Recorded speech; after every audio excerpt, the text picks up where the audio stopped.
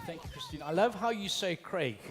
It sounds so much more romantic, and I sound smarter, and I sound so much like a better person.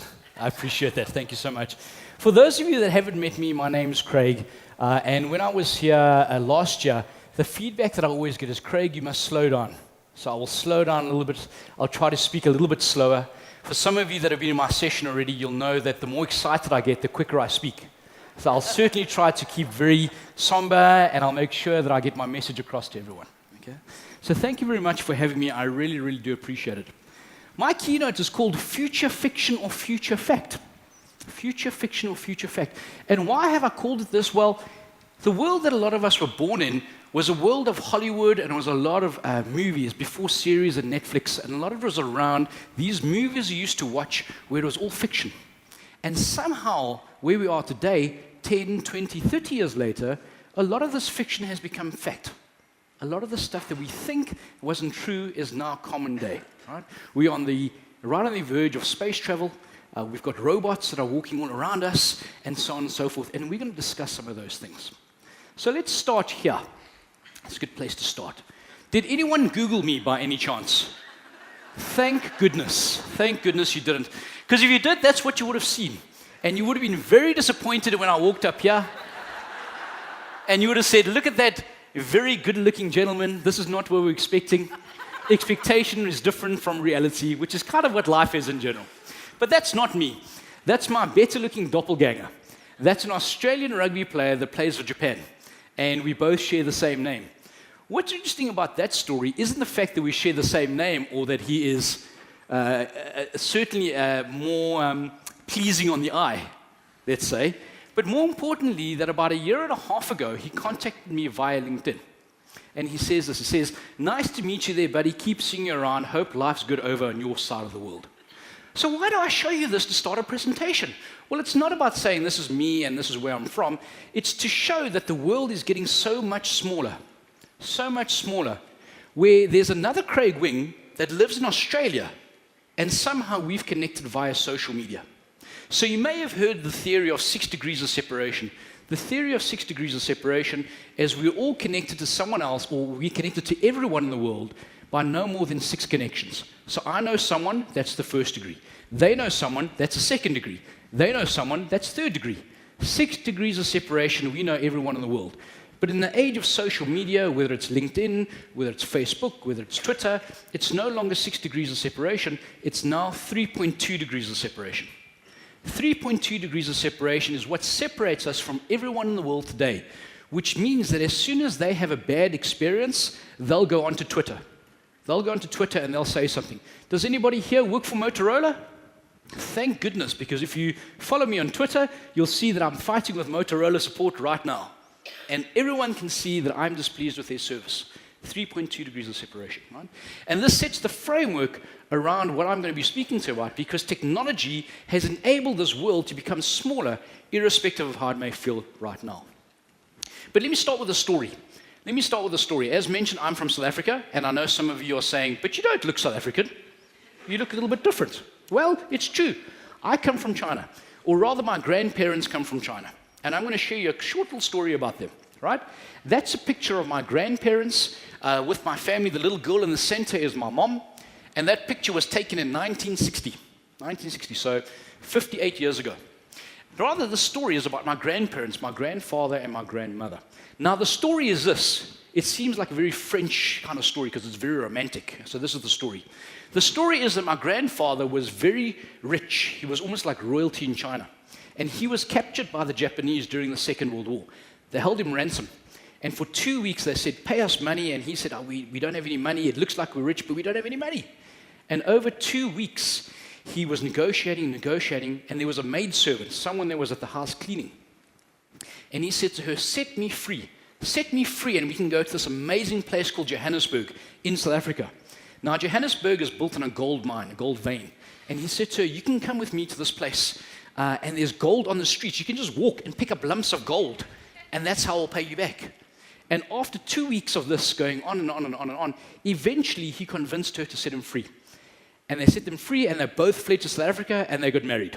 And that's my grandmother, and that's my grandfather. Right? That's the story. But think about that story if this happened today. In this day and age, if I was kidnapped right now, you could track where I am by using my phone. You could track where I am by using GPS coordinates or my cell phone and so on and so forth. It's so much easier. If I was set free, I could just simply call my family and say, here I am, please come get me. I'm here at Octave. Actually, don't come and get me. It's a wonderful location. I'm okay over here. I'm enjoying the free spa, lovely food, lovely company. But you can find out where I am. And this little device, this little cell phone that we all carry around, has changed the way we do things. Think about my grandparents, or think about your own grandparents 20, 30 years ago. If you had said to them, grandparents, grandma, grandpa, in the future, in 20 years from now, it'll be easier to speak to someone on the other side of the world than go to your next door neighbor and ask for a bowl of sugar. They would have said to you, not a chance. And that's what we have today. And if you think about the same thing, perhaps that's what's going to happen with space travel. We think it may seem crazy right now, but in 20, 30 years, how is the world going to look? And everything that we think to be fiction, much like the cell phone thing from our grandparents, could very well become reality. And that's the lens that I want you to think about the rest of my presentation. So if that's the case, this is what I'm going to cover. I'm going to speak very quickly about where we are today in the world and what's going on, and perhaps even change some of your paradigms. We'll talk about machines and technology and what's going on there. Then, because I think we're all people, I'm going to talk about people and the future of humanity and what does this mean. Okay? So let's jump right in and speak about the world today. So the first thing is this. The first thing is, as our program brief, and you can see the manual that you got, it said we're living in a VUCA world. We're living in a VUCA world with so much change. Does anybody know what VUCA stands for? No? We'll go through this. VUCA is an acronym. The V stands for volatile. It's a very, very volatile world. And perhaps there's no better way to show you this than this thing called Bitcoin. This Bitcoin thing, and we can see the price has gone up, and it's come down, and it's gone up, and it's come down. And some of you may dabble in Bitcoin, and if you do, you have gone through the emotional roller coaster. It's high, I've made $2,000, I've lost $5,000, I've made $10,000, I've lost $2,000. Don't speak to me, we're going to get a divorce, we're going to have to sell our kids. It's all kinds of craziness. The volatility is changing so much, it's making us crazy. So that's what the V stands for. The U is uncertain. It's an uncertain world that we're in right now. Who knows what these two are going to do? Who knows not only what they're going to do, but what are the repercussions of what happens if someone decides to push the big red button? Right? Who knows what's going to happen? It's a complex world. This Brexit thing has been going on for a year and a half, or just under 2 years. It's exceptionally complicated. It may seem simple, but there's a lot of different pieces around here. It's all complex, and there's different role players, and we all have some kind of inherent view of it. But it is not a simple solution. And once we go down this route, we can never turn back. So that's the C for complex. And the last, it's ambiguous. It's ambiguous. So social media, all the stuff that we listen to, is it true? Is it fake news? Is it a filter bubble? What's happening? Are we being manipulated? Just this morning, I heard about this company, Cambridge Analytica, that's been harvesting information off Facebook illegally. And what they've done is they've scored every single person on Facebook who they have the information for, and they can feed you news that's specific to what you tend to believe. So if you're very liberal, they will feed you more liberal news. If you're pro-Donald Trump, they'll give you pro-Donald Trump news. But not just that, they can now start shaping what you say and what you hear to make you think in a different way. So it's completely ambiguous. And interestingly enough, this VUCA term originated from the military in the US. And if you think about business, where all of us are from, that's kind of how business is today. For those of you that were in my session, we know that strategy is created at the office. And we have a 5-year strategy, and this is where we're going to go, come hell or high water. And no matter what happens, most companies can't change direction. But just like war, the realities of business may be different to what we actually believe it to be. And so this VUCA world describes what it's actually like on the front lines of battle, right? Where the conditions are not perfect, where we don't have visibility, where the enemy does something different. VUCA applies to the military much like how it applies to business right now. So that's the acronym.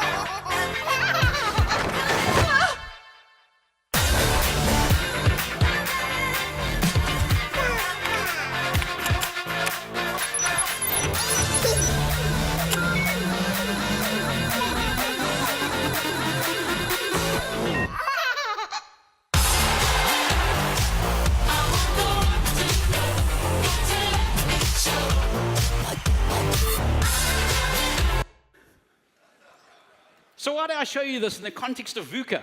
Well, this morning we heard about millennials, we heard that they're called Gen Y, we heard they think about something differently. We heard about the regeneration, the generation coming after them, and they'll potentially make things right again. But even them, there's something that comes next, which is that generation. The generation that is born that expects to be connected from day one. From day one, I expect to be connected to some kind of technology. I expect the world information in my fingertips. And so for them, this VUCA thing is the new normal. And for a lot of us in the room, as was articulated at the beginning, even though the world feels like it's moving so quickly, it will never again move so slowly. And so we're going to go faster and faster and faster. And I'll give you an example of some of those things right now. So, first of all, let me show you this picture. And I realize there's a problem with this slide. I realize this. For those of you that can't see it, there's a question of gender parity. I realize this. And I'm happy to change my slides during the break if you can give me the name of a woman who's an entrepreneur that's changing the world at the same scale as these folks, right? But it must be the same scale. But that's the first thing that you'll notice. The second thing that you'll notice is the faces look relatively young. Relatively young, except for the top guy over there and maybe this guy at the bottom. They all look kind of young. And I show you this to show you that the world today is already being transformed by the one end of the octave. Right? So already the world is changing. Now, there are 8 faces up there. Does anybody recognize all 8? Oh, well done. 8, 7, 6, 5, 4, 3, 2, and everyone recognizes at least 1, right? Now, the point that I'm trying to drive home, there's the names as we look over them. I won't go through all of them. We don't have time. But the most important thing is we don't recognize all the faces of people changing the world today, and yet we want to do business like how some of these folks are thinking about changing the world. And if we don't understand how they think about business, how can we understand how they see the world and how can we learn from them, right? And so the challenge really is, how do we learn from some of these faces? Because even if I would have shown you this slide 10 years ago, it would have been the pictures of Gates, of Jobs, of Buffett, of Branson. The world is fundamentally changing. And you'll see there's 2 more gaps over there, right? So there's 2 more gaps. One is this. Who's Satoshi Nakamoto?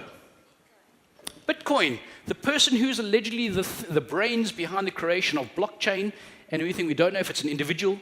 We don't know if they are Asian or not, if they're Australian or not. We don't know if it's a man or a woman. We don't know if it's a group. So Satoshi Nakamoto. Here's another one. Pony Ma. Does anybody know Pony Ma? Some of you should, right? Pony Ma at one stage was the richest man in China. He had overtaken Jack Ma with a personal net worth of $36.1 billion. And a lot of us don't recognize or know who he is. Of Tencent. Who's Tencent? Well, Tencent is now a bigger social network, monetized more than Facebook, has stakes in Snapchat, Tesla, makes films, and so on and so forth. And for a lot of us, we don't know who they are.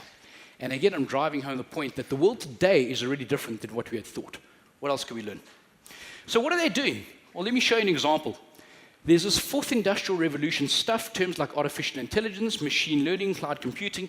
You take all of that and you combine it into a world of retail. Then we put in a couple of celebrities like the Beckhams, like Kobe Bryant, like Scarlett Johansson, and we have this amazing thing. We were changing the way we do business, at least in retail, and we have this thing called Singles Day. Now, Singles Day is a very interesting phenomenon. 14th of February is what? Valentine's Day. Valentine's Day is when we share how much we love with someone, we buy them gifts and so on and so forth. But in China, the biggest single demographic is single men.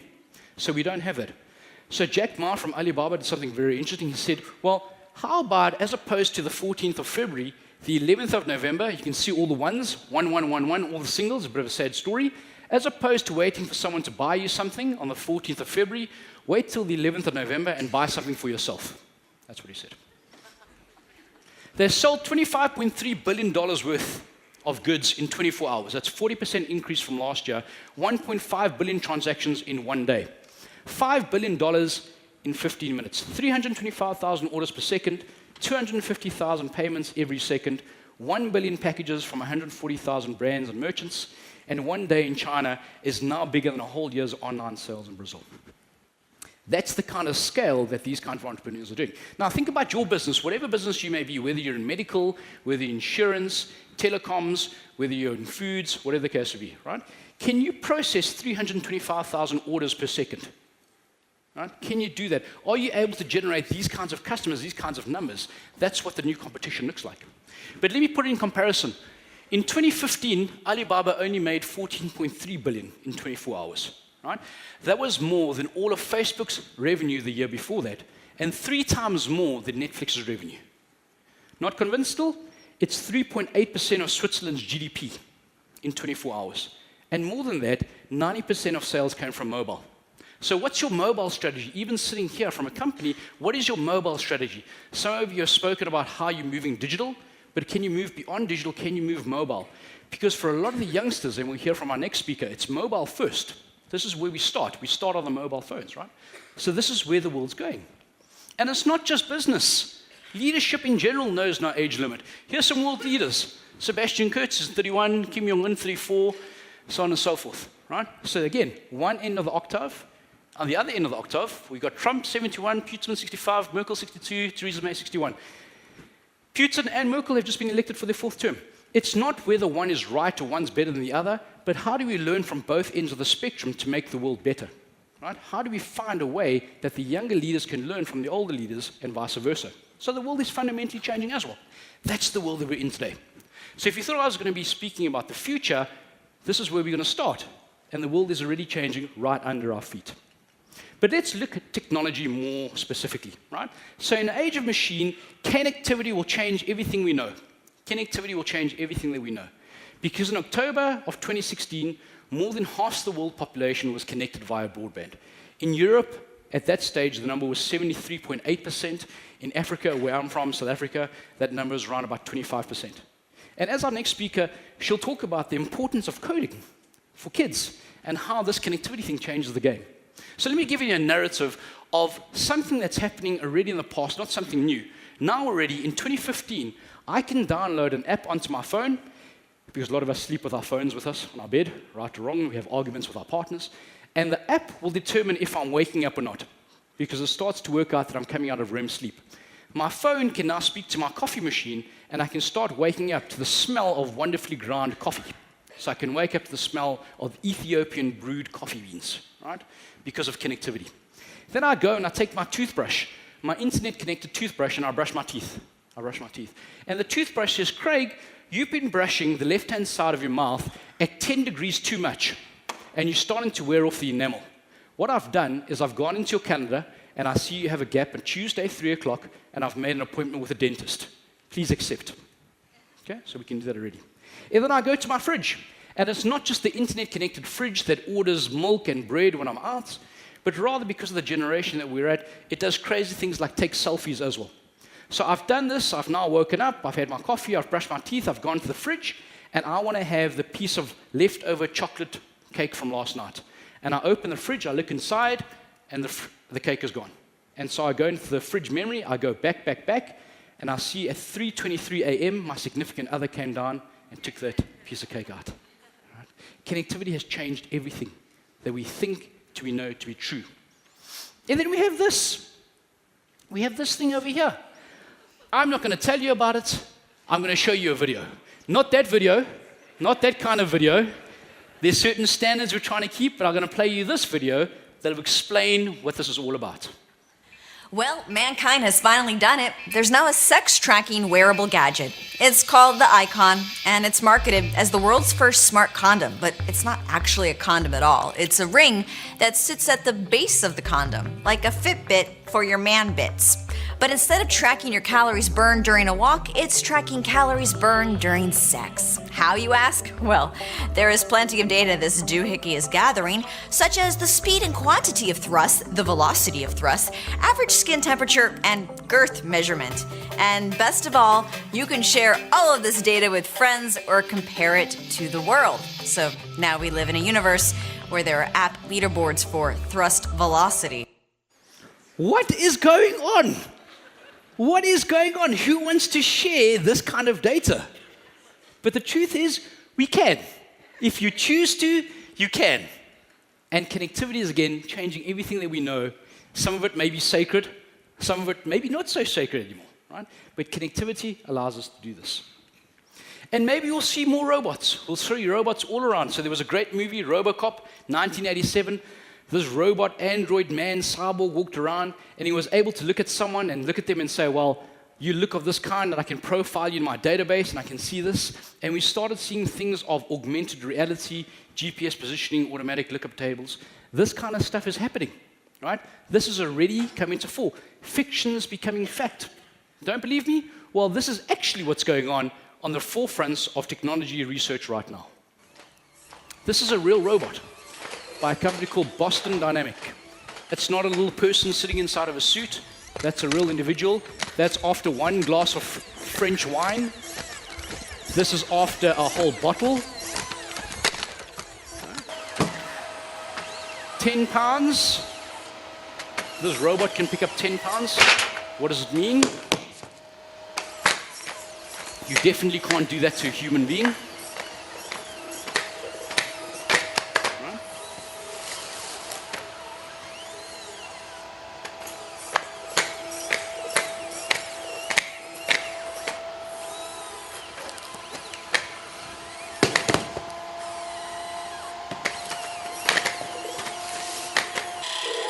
No sleeping on the job. Machines will get up.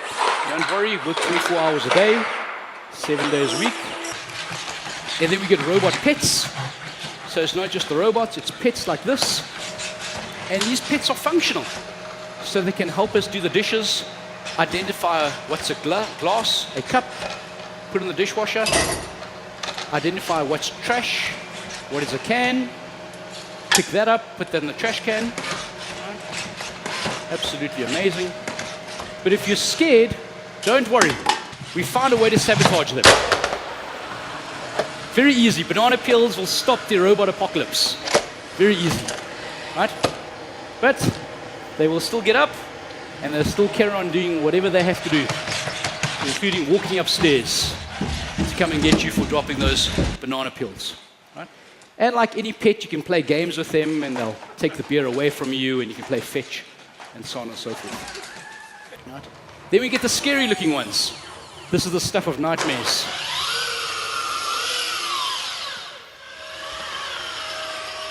And remember, the first robot could pick up 10 pounds. This one can pick up 100 pounds. No problems whatsoever.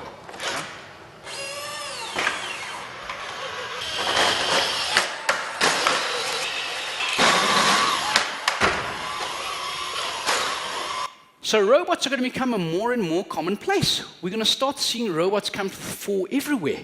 And it won't necessarily replace human beings to start with, but they'll work with human beings. Like in Dubai, where that Robocop that I showed you is now working with police, and they have the rights to make arrests just like any other human cop.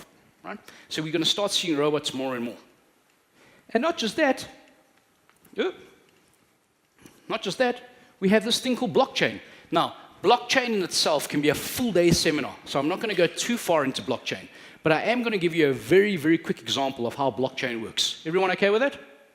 Yeah? We okay? So, this is how blockchain works.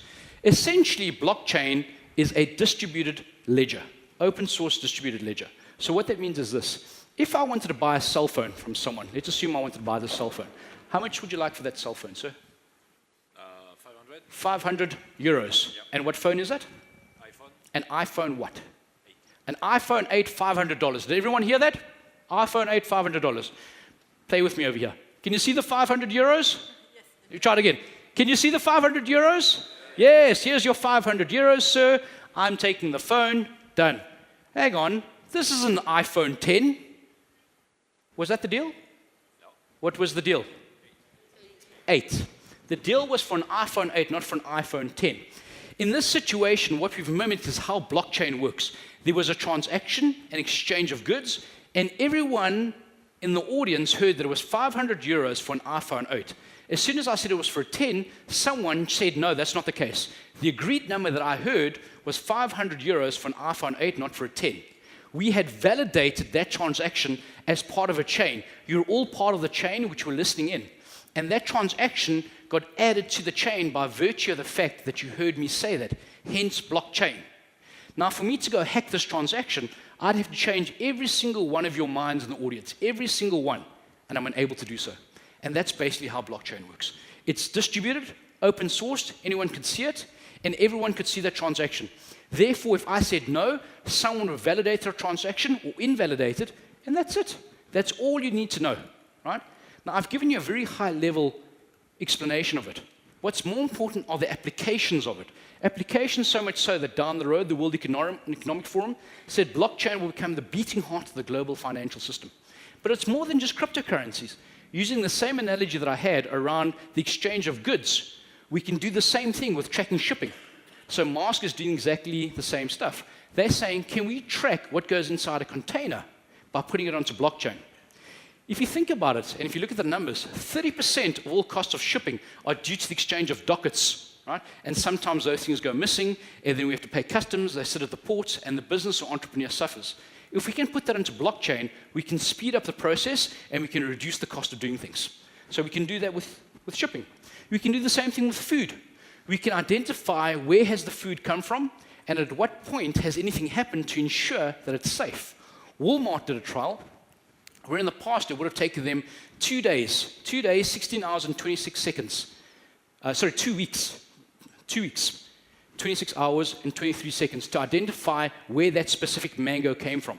They put it into blockchain and they could do it within 2 seconds because they were able to validate every single part of that transaction onto blockchain itself. And just recently, Sierra Leone just ran the first blockchain-based election. Well, if you read the news, they'll say that's not really what happened, but that's not the point. The premise is you can even do things like elections based off blockchain, because as I showed, this transaction could be exactly the same as making a vote. So I can say, no, I voted for this, and even though it's anonymous, you won't see who I voted for, the transaction will be validated by everyone. The most important thing is that blockchain is more than just cryptocurrency. It's more than Bitcoin, it's more than Ethereum, it's more than Zcash or any of these other things. Blockchain, because it's decentralized, and because it's distributed, has the potential to change anything where there's a transaction between a willing buyer and a willing seller. Hence, an intermediary has a chance of being disrupted, which is one of the reasons why banks and central banks are so concerned about this. So the movie, 1978, Star Wars. You may see those two little robots down there, right? 3CPO, R2D2, and they speak to each other in a language that we can't understand. Well, that's now happening. That's now happening because there's something called Go. Go is like Chinese chess. In chess, there's 20 possible permutations for every move. In Go, there's 200. What that means at a very high level is you can't program every single permutation for the machine to learn. You have to teach it, and it then has to understand the context and learn from itself, right? They trained this machine called AlphaGo, and basically they used a new kind of process called reinforced learning, where they taught the machine how to do stuff. That was version 1. They got version 1 to analyze all the games that all the champions had played, and they became version 2. Version 2 played version 1, became version 3. Version 3 played version 2, became version 4. 4 played 3, became 5, so on and so forth. It then played the European champion, Lucidol, and it beat him 4-1. 4-1, the machine had learned to understand and anticipate behavior, and it beat him 4-1.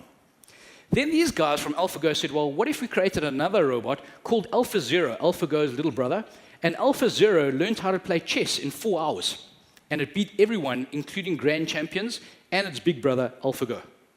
So machines are getting even smarter. They're starting to learn certain stuff, right?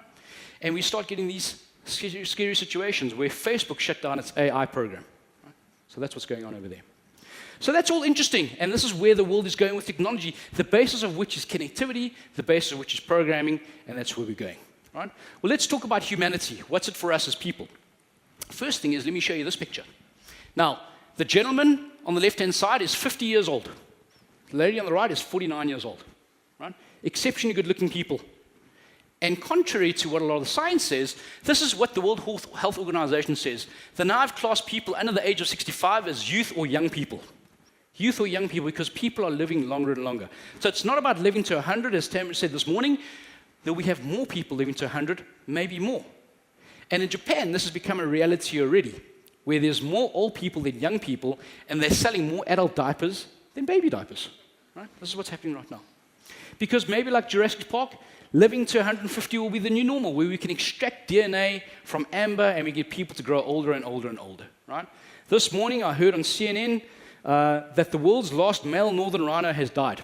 And maybe using through a technique called CRISPR, we can start bringing animals back to life. So we can change the DNA of certain things. Right?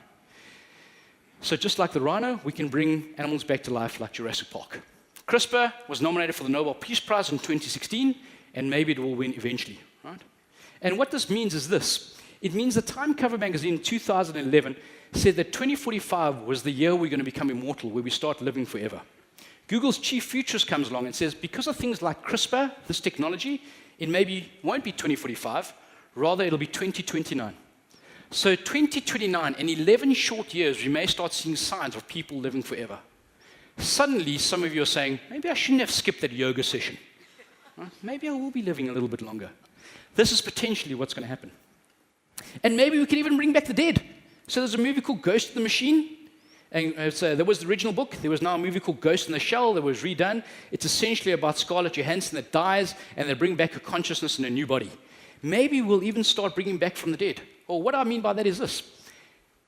I spoke a little bit about artificial intelligence and social media.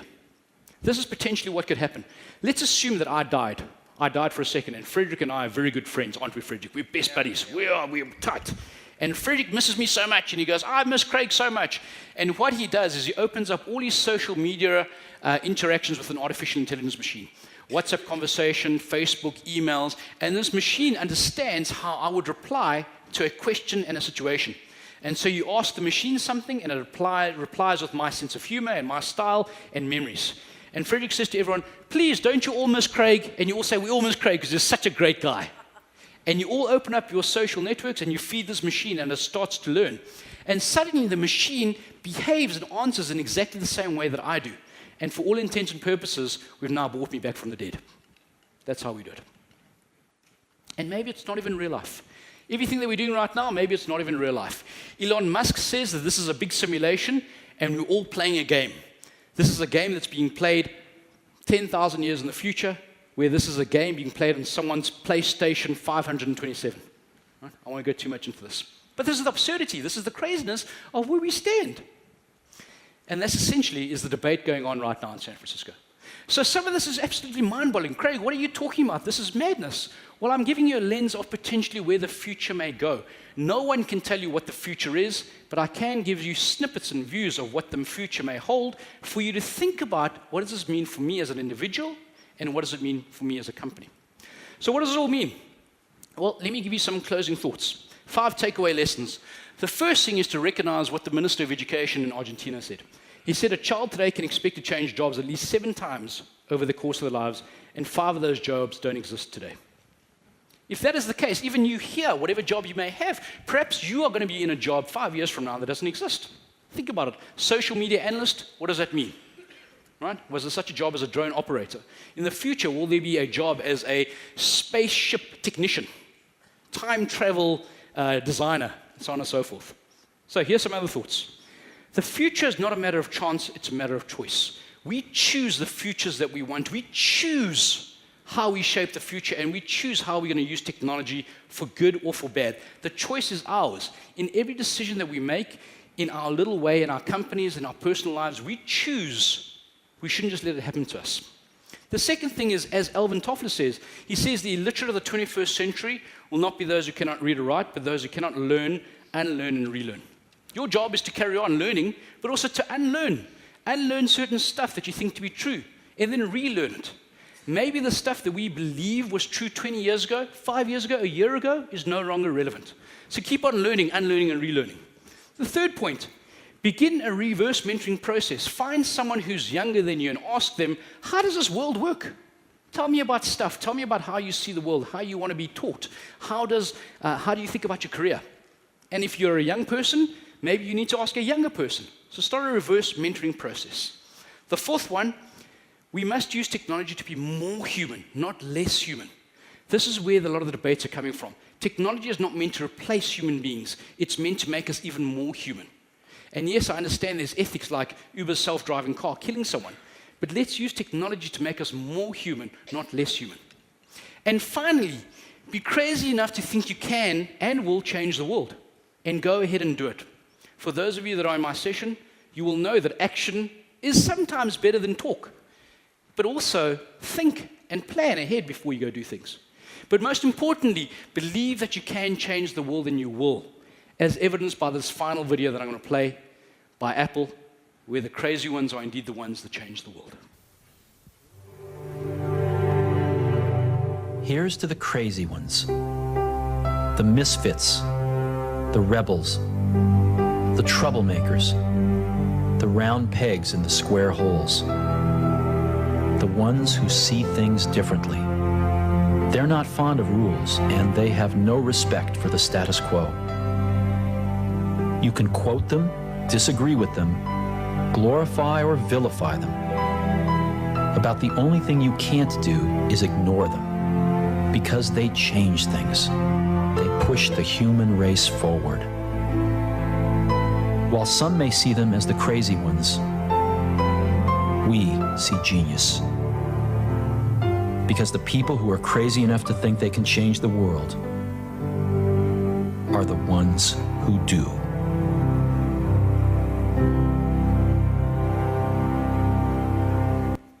So ladies and gentlemen, thank you very much. Thank you for allowing me to spend some time with you. Think different, be crazy, and start changing the world. Thank you very much.